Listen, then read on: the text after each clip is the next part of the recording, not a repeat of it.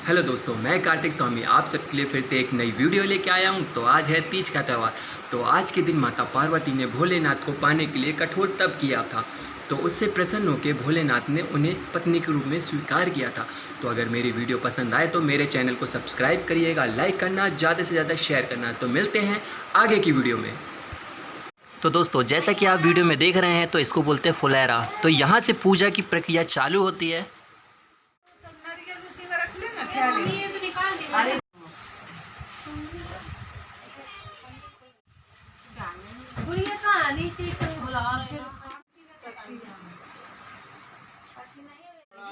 गणपति गुंगवामहे निधीनां त्वः निधिपति गुंगवानमहे कमजामहे सुगंधि पुष्टिवर्धनम् उर्वारुकं वन्दना मृत्युमोचि मामृतात् ओम सर्वभवन्तु सुखिनः सर्वे सन्तु निरामया सर्वे भद्राणि पश्यन्तु मा सुभागवते। ओम नमः शिवाय।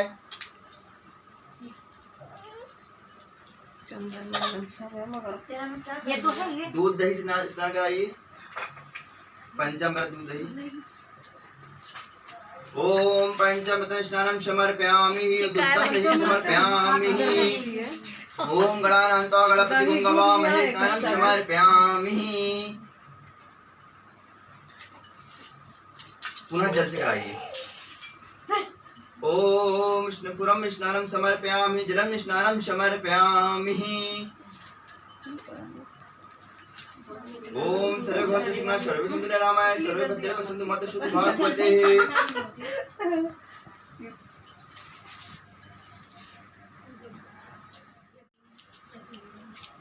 अच्छे से वो करा करो इसको।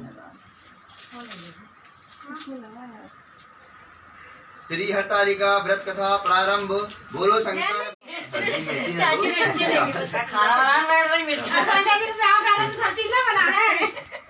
सूत जी बोले,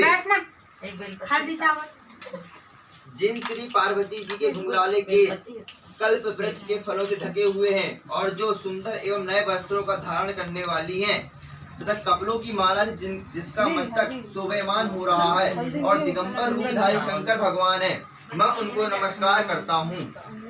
कैलाश पर्वत की सुंदर विशाल चोटी पर विराजमान भगवान शंकर ने गौरा जी से कहा, हे प्रभु, आप मुझे गुप्त से गुप्त व्रत कराइए। हे प्रभु, यदि आप मुझ पर प्रसन्न हैं तो ऐसा व्रत बताने की कृपा करें जो सभी धर्मों का सार हो और जिसके करने में थोड़ा परिश्रम हो, जिससे अभी तक किसी तथा फल भी विशेष प्राप्त हो जाए। यह भी बताने की कृपा करें कि मैं किस व्रत के प्रभाव से मैं आपकी पत्नी हुई हूँ। हे जगत के स्वामी, आदि मध्य अंत से रहित हैं, आप मेरे पति किस दान अथवा पुण्य के प्रभाव से हुए हैं। शंकर जी बोले, हे देवी सुनो, मैं तुमसे वह उत्तम व्रत कहता हूँ जो परम गोपनीय एवं सर्वश्रेष्ठ है। यह व्रत जैसे कि ताराओं में चंद्रमा, ग्रहों में सूर्य, वर्णों में ब्राह्मण, सभी देवताओं में विष्णु, नदियों में जैसे गंगा, पुराणों में महाभारत, वेदों में सामवेद, इंद्रियों में मन श्रेष्ठ समझे जाते हैं, वैसे ही पुराणों वेदों का सर्व ही इस व्रत के शास्त्रों में कहा है। उसे एकाग्र मन से श्रवण करें। इस व्रत के प्रभाव से तुमने मेरा अग्रदर्शन प्राप्त किया है। तुम मेरी परम प्रिय हो, इसी कारण वह सारा व्रत मैं तुमसे कहता हूँ। भादों का महीना हो, शुक्ल पक्ष की तृतीय तिथि हो, हस्त नक्षत्र हो, उसी दिन इस व्रत के अनुष्ठान से मनुष्य के सभी पाप भस्मीभूत हो जाते हैं। हे देवी सुनो, जिस महान व्रत को तुमने हिमालय पर्वत पर धारण किया था, उस सब का सब पूरा वृत्तांत मुझसे श्रवण करो। श्री पार्वती जी बोली, हे भगवान, वह सर्वोत्तम व्रत मैंने किस प्रकार किया था, यह सब हे महेश्वर आप मुझे सुनाने की कृपा करें। शिव जी बोले, हिमालय नामक एक उत्तम महान पर्वत है, नाना प्रकार की भूमि तथा वृक्षों से शोभायमान हो रहा है। अनेकों प्रकार के पक्षी वहाँ अपने मधुर बोलियों से शोभायमान कर रहे हैं एवं चित्र विचित्र मृगादिक पशु वहाँ विचरते हैं। देवता, गंधर्व, सिद्ध, धारण एवं ग्रह प्रसन्न होकर वहाँ घूमते रहते हैं, गंधा वर्जन गायन करने में मगन रहते हैं। नाना प्रकार की वैगन मणियां तथा सोने की ऊंची चोटियां रूपी भुजाओं से यानी आकाश पर लिखता वो दिखाई देता है। उसका आकाश से स्पर्श इस प्रकार से जैसे कोई अपने मित्र के मंदिर में छू रहा हो। वह बर्फ से ढका रहता है। गंगा नदी की ध्वनि से वह सदा शब्दमयान रहता है। हे पार्वती, तुमने वही बाल्य अवस्था के में 12 वर्ष प्रयत्न कठोर तप किया, अधोमुख होकर केवल धूम्रपान किया, फिर 64 वर्ष पके पत्ते खाए, माघ महीने में जल में खड़ी हो तप किया और वैशाख में अग्नि का सेवन किया। सावन में अन्न पानी त्याग कर एकदम बाहर मैदान में जाकर तप किया। तुम्हारे पिताजी तुम्हें इस प्रकार के कष्टों में देखकर घोर चिंता में व्याकुल हो गए। उन्होंने विचार किया कि यह कन्या किसको दी जाए। उस समय ब्रह्मा जी के पुत्र परम परमात्मा श्रेष्ठ मुनि श्री नारद जी तुम्हें देखने के लिए वहां आ गए। उन्हें अग्र आसन देखकर हिमाचल ने उनसे कहा, हे श्रेष्ठ मुनि, आपका आना शुभ हो, बड़े सौभाग्य से ही आपका आप जैसे ऋषियों का आगमन होता है। कहिए आपका शुभ आगमन किस कारण से हुआ है। श्री नारद मुनि बोले, हे पर्वतराज सुनिए, मुझे स्वयं विष्णु भगवान ने आपके पास भेजा है। आपकी यह कन्या दुर्लभ रत्न है, किसी योग्य व्यक्ति के समर्पण करना ही उत्तम है। संसार में ब्रह्मा इंद्र शंकर इत्यादि देवताओं में वासुदेव श्रेष्ठ माने जाते हैं, उन्हें ही अपनी कन्या देना उत्तम है। मेरी तो यह सम्मित है। हिमालय बोले, देवादिदेव वासुदेव यदि स्वयं ही जो कन्या के लिए प्रार्थना कर रहे हैं और आपके आगमन का भी यही प्रयोजन है, तो मैं आपको अपनी कन्या उन्हें दूंगा। यह सुनकर नारद जी वहां से अंतर ध्यान होकर शंख चक्र गदा पद्मधारी श्री विष्णु जी के पास जा पहुंचे। नारद जी बोले, हे देव, आपका विवाह निश्चित हो गया है। इतना कहकर देवर्षि नारद तो चले आए और उधर हिमालय राज ने अपनी पुत्री गौरी से प्रसन्नता होकर कहा, हे पुत्री, तुम्हें करुणाध्वज वासुदेव जी के प्रति देने का विचार कर लिया है। पिता की इस प्रकार के वचन सुनकर पार्वती जी अपनी सखी के घर गईं और अत्यंत दुखित होकर पृथ्वी पर गिर पड़ी और विलाप करने लगीं। उन्हें इस प्रकार दुखित हो विलाप करते हुए देख सखी ने पूछा, हे देवी, तुम्हें क्या दुख हुआ है, मुझसे कहो, और तुम्हें जिस प्रकार से भी सुख हो मैं निश्चित वही उपाय करूंगी। पार्वती जी बोली, सखी, मुझे प्रसन्न करना चाहती हो तो मेरी अभिलाषा सुनो। हे सखी, मैं कुछ और चाहती हूँ, मेरे पिता कुछ और करना चाहते हैं। मैं तो अपने पति श्री महादेव जी को वर कर चुकी हूँ, मेरे पिता इसके विपरीत करना चाहते हैं, इसलिए मैं, हे प्यारी सखी, मैं अब अपनी देह त्याग कर दूंगी। तब पार्वती के ऐसे वचन सुनकर सखी ने कहा, हे पार्वती, तुम घबराओ नहीं, हम दोनों यहाँ से निकलकर ऐसे वन में जा पहुँचेंगे जिसे तुम्हारे पिता जान भी नहीं सकेंगे। इस प्रकार के आपस में राय करके श्री पार्वती जी वो घोर वन में चली गई। तब पिता हिमालय राज अपनी पुत्री को घर में न देखकर इधर उधर खोजने लगे। पूरा घर ढूंढ लिया किंतु वह न मिली, तो विचार करने लगे, मेरी पुत्री को देव दानव केंद्रों में से कौन ले गया। मैंने नारद जी के आगे विष्णु जी को प्रति कन्या देने की प्रतिज्ञा की थी, अब मैं क्या दूंगा। इस प्रकार की चिंता करते हुए मूर्छित होकर गिर पड़े। तब उनकी ऐसी अवस्था सुनकर हाहाकार करते हुए लोग हिमालय राज के पास जा पहुंचे और मूर्छा होने के कारण पूछने लगे। हिमालय राज बोले, किसी दुष्ट आत्मा ने मेरी कन्या का अपहरण कर लिया अथवा किसी काले सर्प ने उसे काट लिया है, यह सिंह व्याघ्र ने उसे मार डाला है। पता नहीं मेरी कन्या कहाँ चली गई है, किसी दुष्ट ने उसे हर लिया। ऐसा कहते शोक से संतप्त होकर हिमालय राज वायु से कंपनियान महावृक्ष के सामने कांपने लगे। तुम्हारे पिता ने सिंह व्याघ्र भल्लुक आदि से हिंसक पशु भरे हुए एक वन में दूसरे वन में जा कर तुम्हें ढूंढने लगे। अब बहुत बड़ा प्रयत्न किया। इधर अपनी सखियों के साथ एक घोर वन में पार्वती भी जा पहुंची। वहां एक सुंदर नदी बह रही थी और उसके तट पर बड़ी गुफा थी जिसे तुमने देखा। तब अपनी सखियों के साथ तुमने उस गुफा में प्रवेश किया। खाना पीना त्याग करके तुमने मेरी पार्वती युक्त बालुका लिंग स्थापित की। उस दिन भादो मास की तिथि थी, साथ में हस्त नक्षत्र था। मेरी अर्चना तुमने बड़े प्रेम से आरंभ की, पांचों गीतों के साथ रात का जागरण किया। इस प्रकार तुम्हारा परम श्रेष्ठ व्रत हुआ। उसी व्रत के प्रभाव से मेरा आसन हिल गया। तब तत्काल ही मैं प्रकट हो गया। जहाँ तुम सखियों के साथ थी, मैंने दर्शन देकर कहा कि हे वर मांगो। तब तुम बोली, हे महेश्वर, यदि आप प्रसन्न हो तो मेरे स्वामी बनिए। तब मैं तथा अस्तु का फिर वहां कैलाश से अंतर्ध्यान होकर कैलाश पर जा पहुंचा। इधर जब प्रातः काल हुआ तब तुमने मेरी लिंग की मूर्ति का नदी में विसर्जन किया। अपनी सखियों के साथ वन से प्राप्त कंद मूल फल आदि से तुमने प्राण किया। हे सुंदरी, उसी स्थान पर सखियों के साथ तुम सो गई। हिमालय राज तुम्हारे पिता भी उस घोर वन में आ पहुंचे। अपना खाना पीना त्याग कर वन में चारों ओर तुम्हें ढूंढने लगे। नदी किनारे दो कन्याओं को सोता हुआ देखा, उन्होंने देख लिया। फिर तुम्हें उठाकर गोदी में लेकर तुमसे कहने लगे, हे पुत्री, सिंह व्याघ्र आदि पशुओं से पूर्ण इस घोर वन में क्यों आई। तब श्री पार्वती जी बोली, पिताजी सुनिए, आप मुझे विष्णु जी को देना चाहते थे। आपकी यह बात मुझे अच्छी न लगी, इसमें मैं वन में चली आई। यदि आप मेरा विवाह शंकर के साथ करें तो मैं घर चलूंगी, नहीं तो यहीं रहने का मैंने निश्चय कर लिया। तब तुम्हारे पिता ने कहा कि हे मत्तु, मैं शंकर के साथ ही तुम्हारा विवाह करूंगा। उनके ऐसे कहने पर ही तुम घर आई। तुम्हारे पिताजी ने तुम तब विवाह विधि से भी तुमको मुझे समर्पित कर दिया। हे पार्वती जी, उसी व्रत के प्रभाव है जिसे तुम्हारे सौभाग्य की वृद्धि हो गई है। अभी तक श्री सम्मुख मैंने इस व्रत राज का वर्णन नहीं किया है। हे देवी, इस व्रत राज का नाम भी अभी श्रवण कीजिए, क्योंकि तुम अपनी सखियों के साथ ही इस व्रत के प्रभाव से हरी गई। इस कारण इस व्रत का नाम हरितालिका हुआ। पार्वती जी बोली, हे देवी, हे प्रभु, आपने इसका नाम तो कहा, कृपा करके इसकी विधि भी कहिए। इसके करने से कौन सा फल मिलता है और कौन सा पुण्य लाभ होता है और किस प्रकार से कौन सा व्रत करें। यूसर बोले, हे देवी, सुनो, यह व्रत सौभाग्य वर्धक है। जिसको सौभाग्य की इच्छा हो यत्न पूर्वक इस व्रत को करे। सबके प्रथम वेदी की रचना करें, उसमें 4 केले से खम्भों रोपित करें, चारों बंदों वार बांधे, ऊपर वस्त्र बांधे, विविध रंगों के और भी वस्त्र लगावे। उस मंडप के नीचे भूमि के अनेकों चंदन अधिक सुगंधित जलधारा लिपे, शंख मृदंग आदि बाजे बजवावे। वहाँ मंडप मेरा मंदिर है, ऐसे नाना प्रकार के मंगल गीत वहाँ होने चाहिए। शुद्ध रेती का मेरा लिंग श्री पार्वती के साथ वहाँ स्थापित करें। बहुत से पुष्पों द्वारा गंध धूप आदि से मेरा पूजन करें। फिर नाना प्रकार की मिष्ठान आदि और नैवेद्य समर्पित करें और रात को जागरण करें। नारियल, सुपारियां, मौसमी, नींबू, कपूर, बीजापुर, नारंगियां एवं और भी ऋतु अनुसार बहुत से फल, उस ऋतु में होने वाले नाना प्रकार के गंध मूल, सुगंधित धूप, दीप आदि सब लेकर इन मंत्रों का द्वारा पूजन करें। मंत्र यह शिव, शांत, पंचमुखी, सूर्य नंदी, भृंगी, महाकाल गणों से युक्त शंभु को आपको नमस्कार है। शिव प्रिय वृत्ति सृष्टि हेतु श्री पार्वती स्वमंगल रूपाय, शुभ रूपाय, जगत रूपाय आपको नमस्कार है। हे शिवे, नित्य कल्याणी कारिणी जगदम्बे शिव रूपाय आपको बारंबार नमस्कार है। आप ब्रह्मचारिणी हो, जगत की धात्री शिव वाहिनी को आपको नमस्कार है। संसार के भय संताप से मेरी रक्षा कीजिए। हे महेश्वरी पार्वती जी, जिस कामना के लिए आपकी पूजा की है वह हमारी वह कामना पूर्ण करे। राजा सौभाग्य एवं संपत्ति प्रदान करे।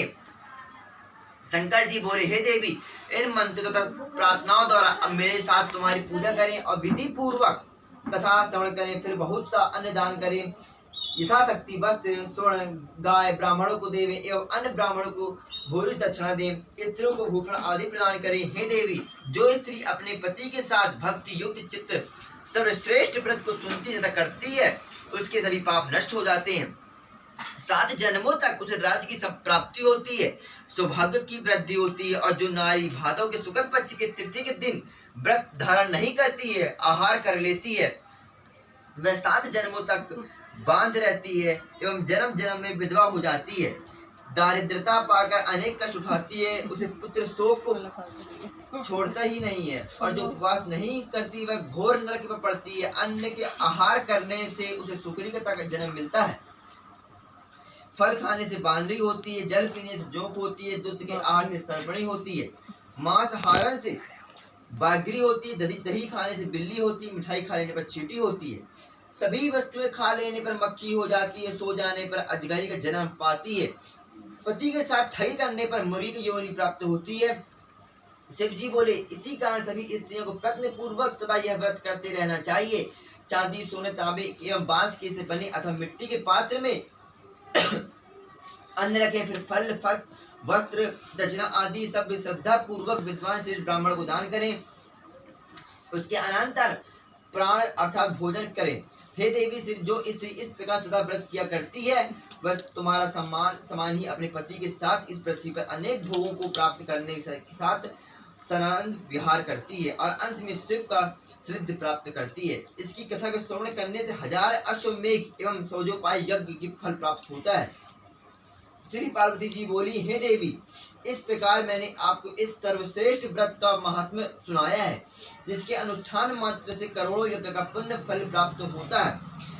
इति श्री हरतालिका व्रत कथा समाप्त। बोल शंकर भगवान की जय, पार्वती मैया की जय। हाँ पंडित जी बोलो। ओम जल स्नानं समर्पयामि, ओम जलम सहानं समर्पयामि। ठीक है, संदन करी चारों कोनों में। हाँ दीदी जला आगे जली। कपूर नहीं लाए, सोनी, भगवान के यहाँ घी का डब्बा रखा है स्टील का, दे बेटा सबसे नीचे। चलिए हवन शुरू करिए। ओम नमः शिवाय स्वाहा। ओम नमः शिवाय स्वाहा। ओम श्री पशुपति नमः स्वाहा। ओम श्री पार्वती नमः स्वाहा। ओम श्री सती नमः स्वाहा। ओम श्री गणेशाय नमः स्वाहा। ओम नमः शिवाय नमः स्वाहा। ओम श्री त्र्यंबकेश्वराय नमः स्वाहा। ओम नमः शिवाय नमः स्वाहा। ओम हिमालय राज्याय नमः स्वाहा। ओम नमः शिवाय नमः स्वाहा। ओम नमः शिवाय नमः स्वाहा। ओम श्री कार्तिकाय नमः स्वाहा। ओम श्री गणेशाय नमः स्वाहा।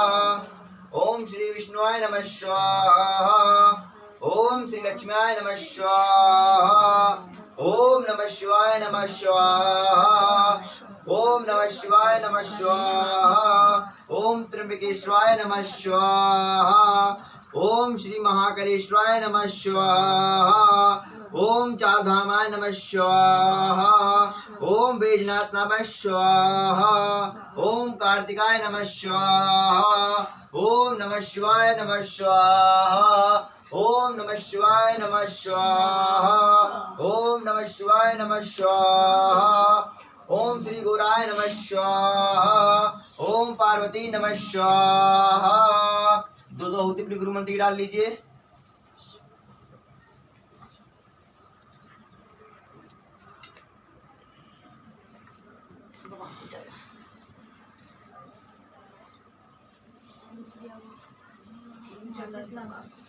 अभी यहाँ से ना बोला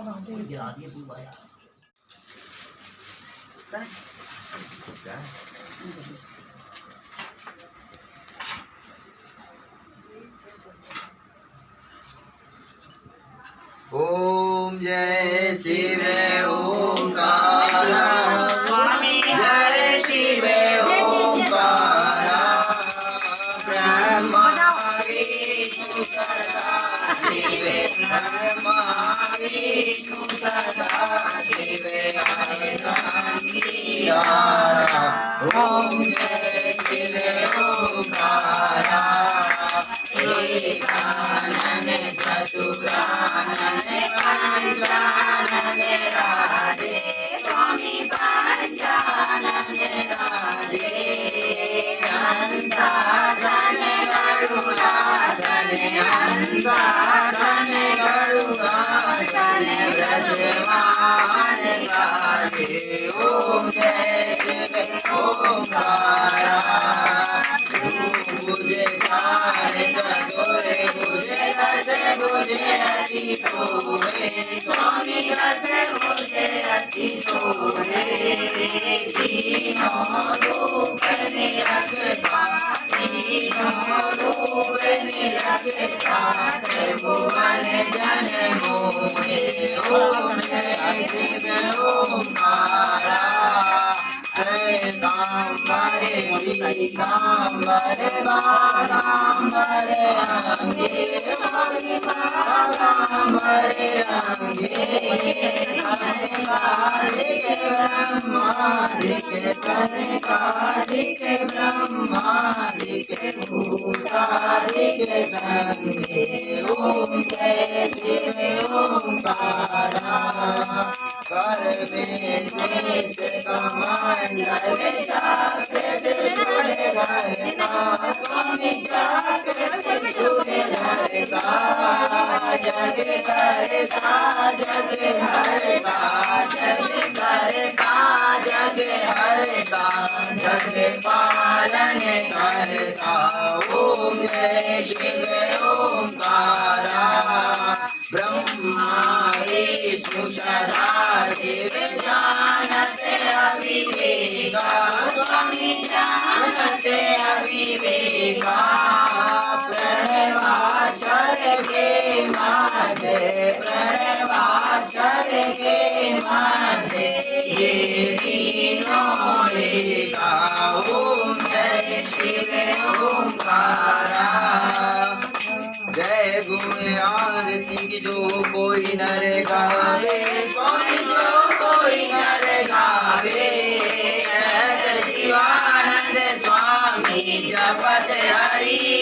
स्वामी मनवांचित फल पावे।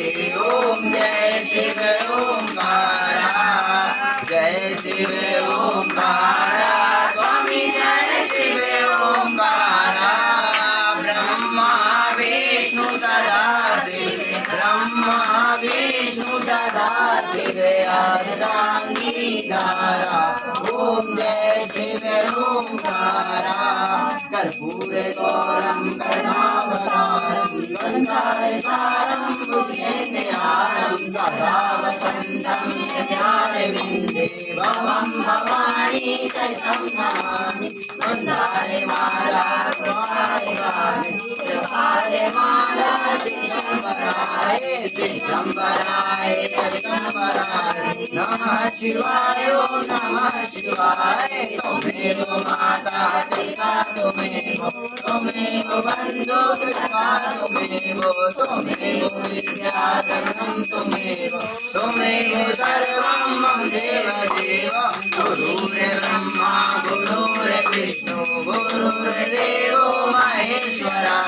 गुरुर्साक्षात् परं ब्रह्म तस्मै श्री गुरुवे नमः। हरे राम राम राम हरे हरे, हरे कृष्ण कृष्ण कृष्ण हरे हरे, हरे राम राम हरे हरे, हरे कृष्ण कृष्ण कृष्ण हरे हरे। जले शीतल समर्पयामि। जल घुमा 3 बार।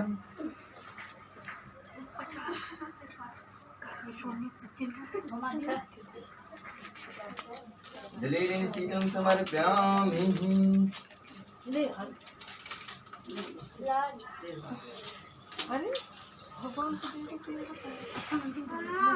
बैठ जाइए।